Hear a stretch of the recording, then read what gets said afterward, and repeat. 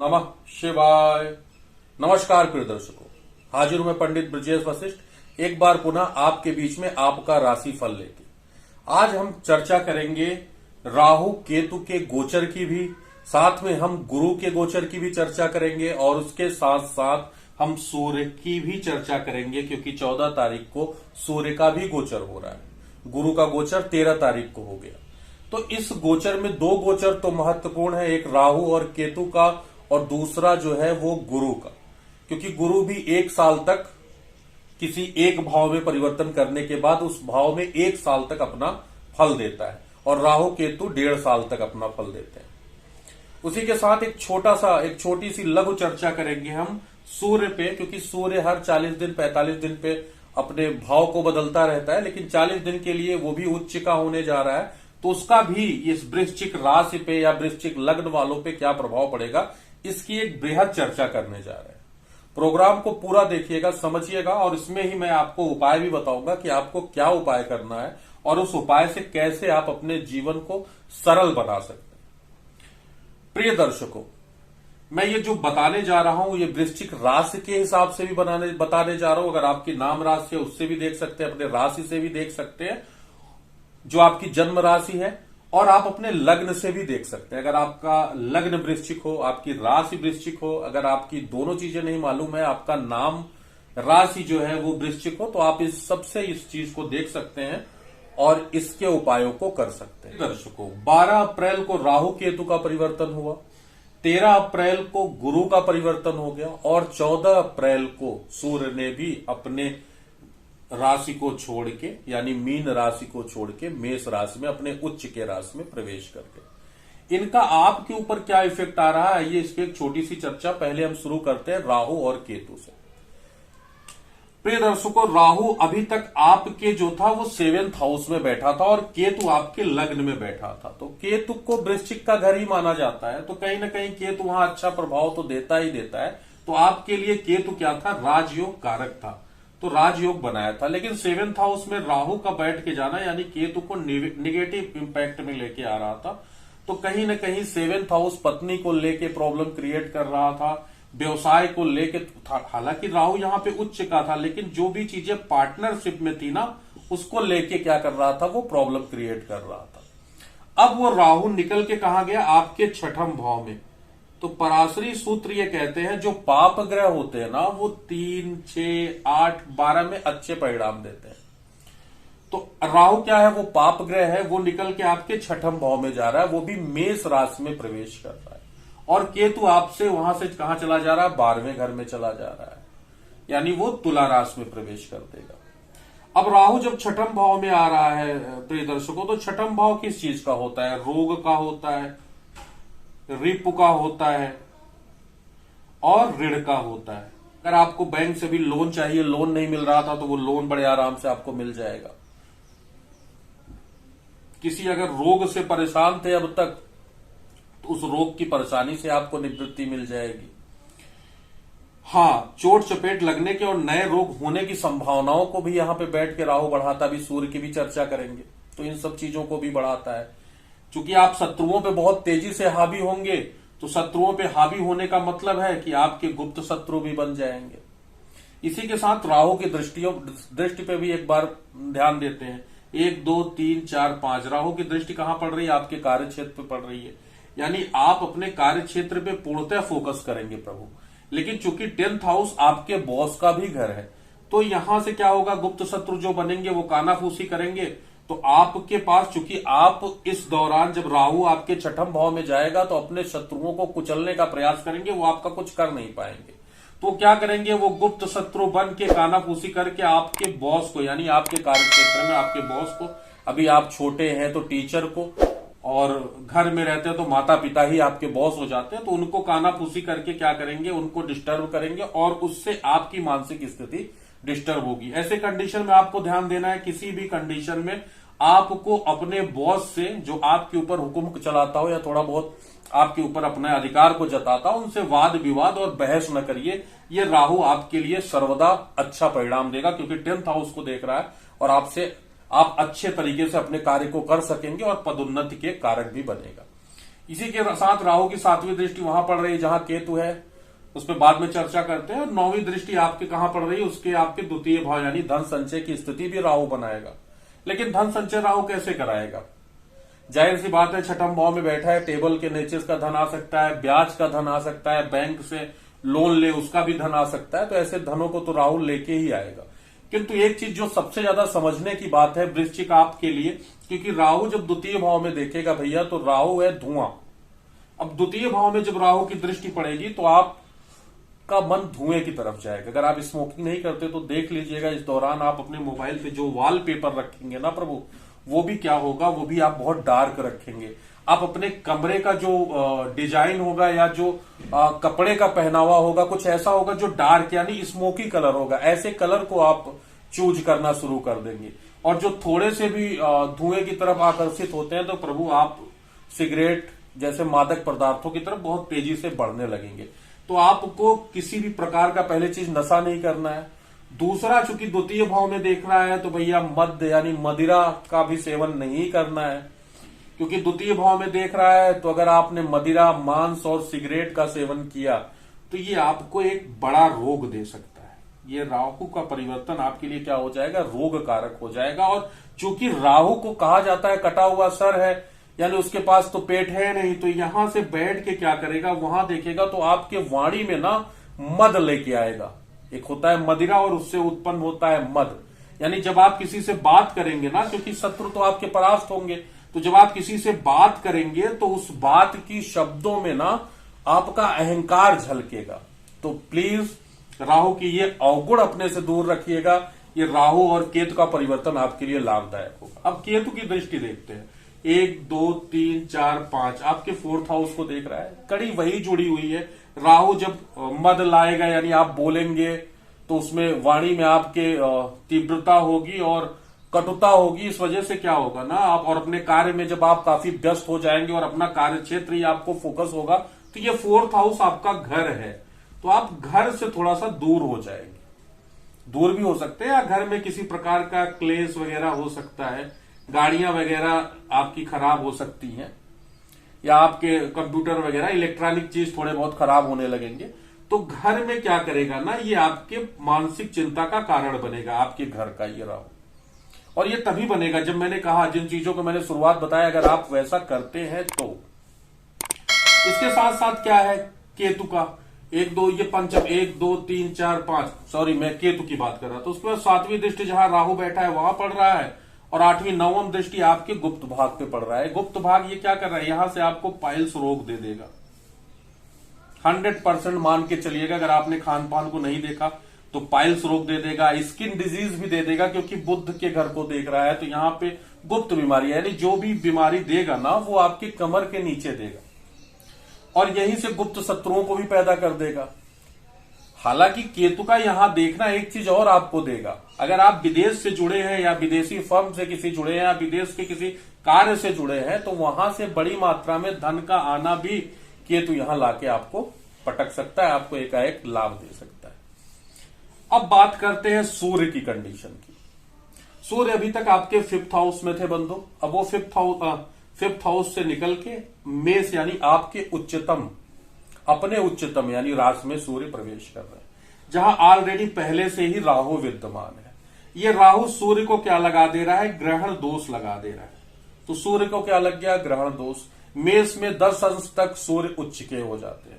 और आपकी कुंडली में ना सूर्य आपके 10th हाउस के स्वामी है। 10th हाउस क्या है, आपका कार्य क्षेत्र है बंधु। उस कार्य क्षेत्र का स्वामी आपके 10th हाउस 6th हाउस में आ रहा है। 6th हाउस जो होता है वो सेवा का भाव होता है। निश्चित तौर पे आप सरकारी सेवा देने के लिए तैयार हो चुके हैं। अगर आप प्रतियोगिता की तैयारी कर रहे हैं, प्रतियोगिता में भाग ले रहे हैं, सरकारी नौकरी के लिए प्रयासरत है, या किसी और कंपटीशन खेल कूद से भी जुड़े हुए हैं, तो निश्चित तौर पे अब आप तैयार हो जाइए। ये सूर्य यहाँ पे आपको मान सम्मान पद प्रतिष्ठा देगा और सरकारी सेवाएं कराएगा उसकी बदले। ये चीजें तो देगा, लेकिन आपको करनी क्या होंगी, सेवा करनी होगी। तो 6ठम भाव में सूर्य राहु सूर्य को ग्रहण तो लगा रहा है, लेकिन ध्यान देने वाली बात यह होती है कि सूर्य उच्च का हो रहा है 10th से, और उसी के दृष्टि राहु की भी पड़ रही है। तो क्या होगा, ये ग्रहण बहुत ज्यादा सूर्य को तब प्रभावित करेगा जब आप अपनी आत्मा को मार लेंगे। मेरे कहने का इन द सेंस है, यही रेमेडी भी है जिसे आपको करना होगा। आत्मा कब मरती है? जब आप कुछ ऐसा कार्य करेंगे जिसे करने के बाद फायदा तो आपको होगा, लेकिन आपकी आत्मा अंदर से कहती है नहीं यार, मैंने गलत किया, कहीं ना कहीं मुझसे कुछ गलत हुआ। तो ये आत्मा रूपी जो सूर्य है ना, फिर वो आपको आगे बढ़ने नहीं देगा। तो सूर्य तभी आपका साथ देगा जब आपका रूटीन सही हो। मैं फिर कह रहा हूं, छठम भाव में सूर्य और राहु का होना, यानी राहु क्या करेगा ना, छठम भाव आपका दैनिक रूटीन है, तो आपकी दिनचर्या को अस्त व्यस्त कर देगा।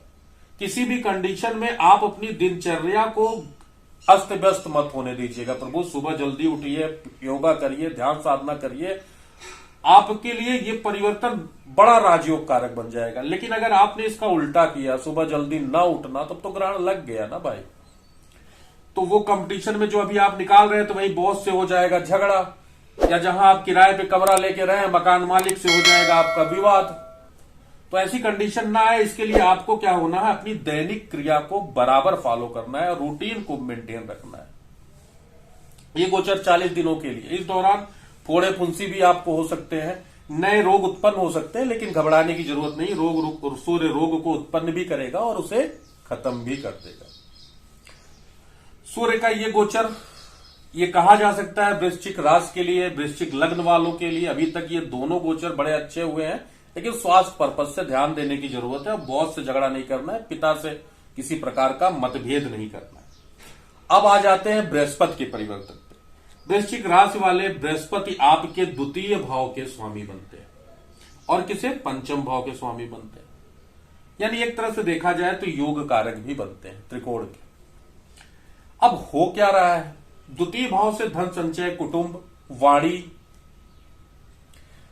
हमारा खान पान, ये सब कुछ देखा जाता है। और फिफ्थ हाउस हमारे शिक्षा का भी भाव होता है। कहा यह जाता है गुरु जहां बैठता है उस भाव की हानि कर देता है। तो निश्चित तौर पे जैसे ही पंचम भाव में गुरु बैठेंगे तो फिफ्थ हाउस की हानि करेंगे। हानि का भाव है तो पढ़ाई में मन थोड़ा सा कम लगेगा, या पढ़ाई का बर्डन आपको समझ में आने लगेगा, यार अभी तक मैं क्या क्या पढ़ूं, ये भी पढ़ लूं, वो भी पढ़ लूं, वो भी पढ़ लूं, क्या क्या पढ़ूं। क्योंकि बृहस्पति क्या होगा ना, बर्डन उत्पन्न करेगा, किसी चीज का बोझ लेके आएगा सर पे, या तो पढ़ाई के साथ किसी और काम में इन्वॉल्व करेगा, जिससे वो भी चीजें आपको करनी पड़ेंगी। लेकिन घबराने की जरूरत है नहीं, क्योंकि वो अपने घर में बैठा है। तो शिक्षा के स्थान को, अगर आप शिक्षक हैं, पढ़ाई लिखाई से जुड़े हैं ना, या स्पोर्ट्स से जुड़े हुए हैं, या नई चीज क्रिएट करने से जुड़े हुए हैं, तो उसमें क्या करेगा, वो नई नई चीजों की तरफ आपको क्रिएट कराना, बनाना, नई टेक्नोलॉजी, नए तरीके से पढ़ने की तरफ लेके जाएगा। साथ में बृहस्पति का यहां बैठना, चूंकि द्वितीय भाव का स्वामी होके बैठा है भैया, तो ध्यान रखिएगा, कुछ उल्टा सीधा मत खाइएगा, नहीं तो तैली और चिकनी चीजें अगर आप खाए तो ये यहां बैठ के ना आपके आंतों में और लीवर में प्रॉब्लम देगा।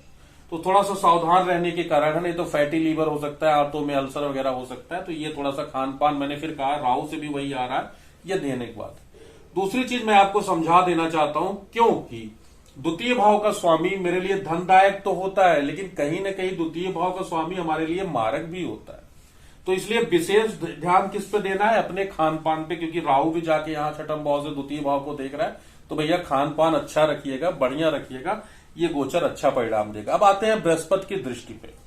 1 2 3 4 5 पंचम की उच्च दृष्टि आपके भाग्य पे डाल रहा है। अरे भैया क्या बात है, अगर आपने धर्म कर्म से आप अपने आप को जोड़े रहे, अच्छी नीति रखते हैं और अपने रूटीन को फॉलो करते हैं, तो आप शिक्षक और विद्यार्थी अगर है, या नई चीजें क्रिएट करने वाले हैं, या खाने पीने से जुड़ा हुआ आपका बिजनेस है, या सरकारी तंत्र है, या अभी तक बच्चे को लेके आप सोच रहे थे, आपको बच्चों की प्रॉब्लम हो रही थी, बच्चे नहीं हो रहे थे, बच्चों को लेके कोई समस्या थी, तो वो सारी समस्या, मांगलिक कार्य नहीं हो रहे थे, या प्रेम विवाह में किसी प्रकार की बाधा थी, वो सब कुछ बृहस्पति क्या कर रहा है, वो दूर कर रहा है। अब बृहस्पति की दृष्टि जो भाग्य पे उच्च की पड़ रही है, अगर आपने अच्छे से पढ़ाई किया, अपनी जिम्मेदारियों को अच्छे से निर्वाह किया, तो ये आपके भाग्य के लिए प्रबल बन जाएगा। साथ साथ मैं क्या कह रहा हूं, द्वितीय भाव का भी कारक है, यानी वाणी आपकी मीठी होनी चाहिए, और वाणी में बृहस्पति के शब्द आने चाहिए। बृहस्पति के शब्द आने का मतलब कि इस समय आपको क्या करना चाहिए, आध्यात्मिक किताबों को भी साथ में पढ़ना चाहिए, या पीले रंग से एक व्हाइट पेपर को पर डे लिखना चाहिए। चलिए दूसरी चीज, गुरु की जो नवम दृष्टि है वो आपके लाभ भाव पे पड़ रही है, अति उत्तम है भैया। पंचम दृष्टि आपके भाग्य की, यानी आपके जो पुण्य का, प्रताप का, कर्म का भाव, पंचम गुरु जब पंचम दृष्टि जहां देखता है तो पंचम भाव होता है हमारा पास्ट, यानी हमारा जो पिछला पूजा पाठ हमने किया है, कर्म किया है, धर्म कर्म किया है, वो कराएगा भी और उससे हमको क्या दिलाएगा, लाभ भी दिलाएगा। उसके साथ साथ सप्तम दृष्टि जो डाल रहा है वो आपके लाभ भाव पे डाल रहा है, निश्चित तौर पे आय की। मैंने फिर कहा ना, आपके लिए अगर आप वृश्चिक हैं, अगर आप प्रतियोगिता दे रहे हैं, पढ़ाई की तैयारी कर रहे हैं, तो निश्चित तौर पे आपके लिए ये बहुत ही अच्छा समय है, ये साल आपके लिए बहुत अच्छा है। तो लाभ के भी अनेक साधन खोलेगा, बिजनेस व्यवसायी भी है तब भी आपके लिए बड़ा लाभ है, तो वो भी दे रहा है। उसके साथ साथ जो नवम दृष्टि है ना, वो आपके लग्न में पड़ रही है, देखिए वृश्चिक पे पड़ रही है, यानी मंगल के घर पे पड़ रही है, और ये उसका मित्र है, यानी निश्चित तौर पे क्या कर रहा है यहाँ पे बैठ के भैया, ये आपके मान सम्मान, पद प्रतिष्ठा सबको बढ़ा रहा है, सबको बढ़ा रहा है। थोड़ी सी चर्चा करते हैं शनि पे। शनि अभी मकर में है, 29 अप्रैल को यहां आएंगे, 2 महीने तक यहां रहेंगे और 2 महीने के बाद फिर वो यहां चले जाएंगे। तो त्रिशडिया शनि अच्छा फल देता है वृश्चिक के लिए, लेकिन चूंकि अभी जब 4th हाउस में आएंगे 29 अप्रैल से 2 महीने तक रहेंगे, तब तक आपके घरेलू प्रॉब्लम को बढ़ाएंगे, माता के शरीर में कष्ट उत्पन्न करेंगे, माता को रोग प्रदान करेंगे, खास करके यूरिक एसिड बढ़ जाएगा, आर्थराइटिस की प्रॉब्लम होगी, घुटने में दर्द होगा, ये सारी प्रॉब्लम यहां बैठ के शनि देंगे। फिर उसके बाद वो त्रिशडिया में चले जाएंगे, यात्रा कराएंगे, वो उसके लिए अच्छा है, आपके लिए शनि का गोचर अच्छा रहेगा, लेकिन चूंकि 2 महीनों के लिए गड़बड़ है। 29 जुलाई को बृहस्पति मीन में ही वक्री हो जाएंगे। वक्री होने का मतलब क्या है कि वो वक्री में ग्रह और बलवान हो जाता है, लेकिन वो पीछे को देखने लगता है, यानी छठम भाव का। तो इससे भी घबराने की बात नहीं, विशेष कोई प्रभाव पड़ने वाला नहीं है, रोग को ध्यान देना है बस।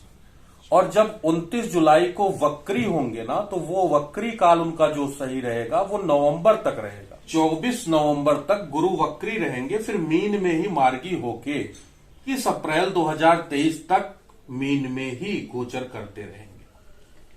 आपके गोचर, आपके ग्रह आपको सब कुछ दे रहे हैं।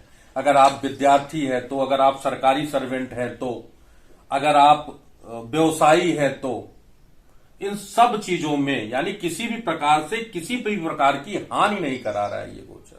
बृहस्पति भी आपके लिए लाभदायक है, राहु केतु भी आपके लिए लाभदायक है, और सूर्य जो और जिसको जिस चीज की भी आप इच्छा करेंगे उस चीज को ये गुरु पूरा कर देगा। मिला के यही कहना चाहेंगे कि वृश्चिक राशि वालों या वृश्चिक लग्न के आप हैं तो एकदम मस्त हो जाइए, आनंद में रहिए। ये गोचर फल आपके लिए अच्छा है, अच्छा है, अच्छा ही है। बस खान पान अच्छा रखिएगा और विचार नेक रखिएगा, बड़ा ही अच्छा संयोग बन रहा है। आशा है आपको प्रोग्राम अच्छा लगा है। अच्छा लगा तो प्रभु लाइक कर दीजिए, आप लाइक नहीं करते। अगर कोई सुझाव है तो आपके सुझाव का मुझे इंतजार रहता है, आप कमेंट बॉक्स में सुझाव भी दे सकते हैं। इसी के साथ ओम नमः शिवाय, महादेव आपका कल्याण करें।